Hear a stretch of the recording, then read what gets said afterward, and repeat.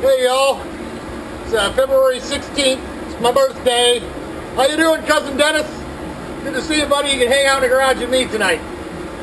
Actually, it's the afternoon. We're going to lay up this air box today, which shouldn't take 20-25 minutes.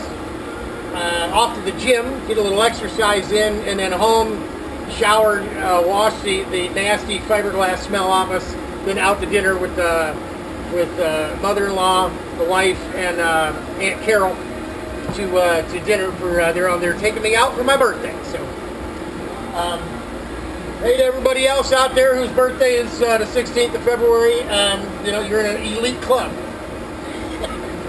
So let me take you on over there. We'll check it out. Always tear your glass first, okay? Always tear up what you're going to use, and I always tear a little extra.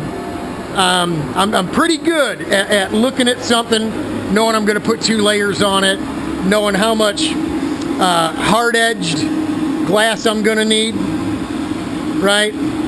You never want to overlay a hard edge like this and then lay something over top of it, because right along that line you're going to have air voids.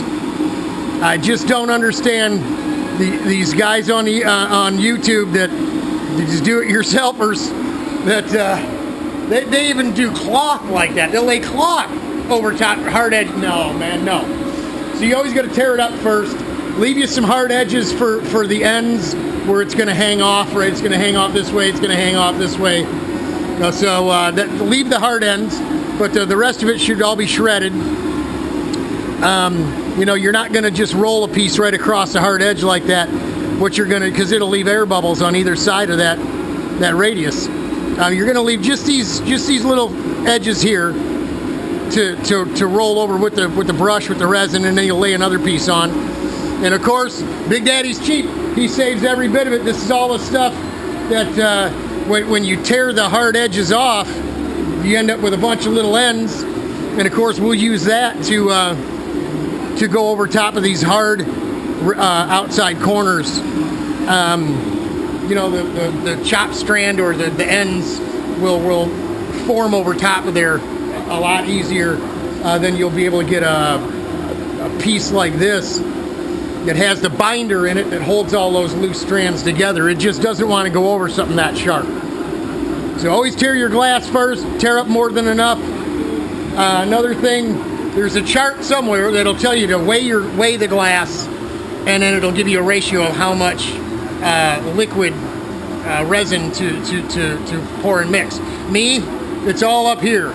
Right, I've been doing this a long time, and I'm pretty good at guessing how much I'm going to need. I'm at about 1/3 of a quart. There, it's going to be tight. I'll probably have a little bit left. That's what you're hearing it here first. I'm going to have a little bit left over. But you try to get as close as you can, and if you've got more, like I do, I've got more of it, you can always mix more before you're done, to finish it off. But if you mix, if you're going to do half a quart and you end up leaving half of what you mixed in there to harden up, man, it's a waste, just a waste of money. And it kills me because I'm cheap. I mean, we're not loaded here. Look, we're in a garage in Roseville, for God's sake, right? This isn't some crazy fab shop. We ain't got a lot of dough, so we got to make do with what we got. And like I said, with practice, you get good at guessing about how much resin you're going to need. So that's it. Safety first. Got to wear the gloves, mask. We'll put the apron on to keep it off our clothes as best we can. The wife hates when I get all stinky and come in the house. And I'm going to go with 2-inch today, just trying to cover ground as quickly as possible. Because it's a little cold, we'll probably mix the batch a little hotter than normal. But that's it for now. We'll bring you the laid up piece when we're done. We're just waiting for the place to get up to temperature. It's only 40 degrees in here right now. So that's it. Again, Cousin Dennis in Kansas City. Love you, cuz. Hang in there, buddy. I know you guys got some snow and ice down there and you're not used to it, so hang in there, buddy. The rest of you out there and the rest of the folks that have a birthday on the 16th of February, like I said, we're all in the elite club. God bless. We'll talk to you later.